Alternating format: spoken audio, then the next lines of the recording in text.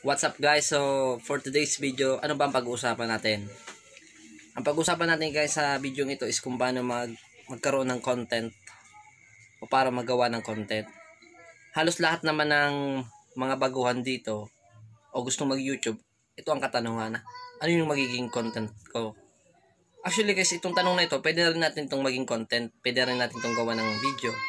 Pero guys, I'm pretty sure may sasabihin ako sa inyo na makakatulong sa inyo kung paano kayo makakagawa ng content nyo. But before that guys, don't forget to share, like, and subscribe to my YouTube channel. So, ito na nga guys. Ito lang isang bagay na konting kaalaman ko kung paano gumawa ng content. But I'm sure na makakatulong sa inyo kung paano mag-grow yung YouTube channel nyo or paano kayo magagawa ng content. So, ang pinaka hindi ko na hindi na ako magpapaligoy-ligoy pa kung paano gumawa ng content is kung ano yung kinakahiligan mo. Ano yung usually ginagawa mo? Say, for example, mahilig kang kumanta. Kumanta ka. Mahilig kang sumayaw ka. Kung magaling ka magluto, pwede ka mag-cooking vlog. Diba? Kung ano yung kinakahiligan mo, magaling ka ba mag-ayos ng motor? Pwede rin yung guys kasi alam nyo, sa dinami-dami ng tao dito sa mundo, I'm sure na may kaparehas ka ng interest. Which is sila yung pwede mong maging potential na viewers, 'di ba?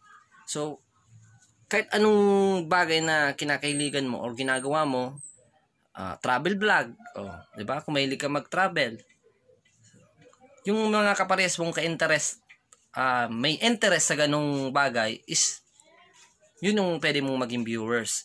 So lahat ng bagay na ginagawa mo o lahat ng kinakahiligan mo, pwede maging content. Yun guys, 'di ba? So sana guys nakatulong ito kahit konting bagay. Ito yung sinasabi ko sa inyo, kahit konting bagay sana nakatulong sa inyo na makagawa kayo ng content. Kung kayo naman ay nagsisimula pa lamang or nag-iisip pa lamang na mag-YouTube, gawin niyo na guys. Huwag niyo nang paligoy-ligoyin pa, huwag niyo nang pag-isipan pa. Gawin niyo na to guys.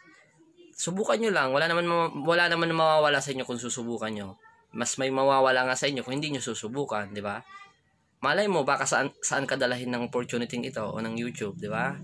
Yun lang yung guys. Tsaka pag ginagawa mo to, huwag mong iisipin na katulad ng iba na gusto mong kumita. Ginagawa mo lang ito dahil gusto mong kumita. Huwag ganun guys. Kung gusto mo, i-divert ko lang itong isip mo. Gawin mo to dahil masaya ka, di ba? Gawin mo to dahil gusto mong ma-document yung mga nangyayari sa buhay mo.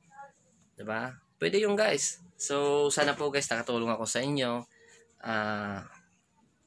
Bago tumatapos, don't forget to hit bell button sa baba guys. So, para ma-notify kayo, palagi kayong updated sa mga bagong video ko. Thank you.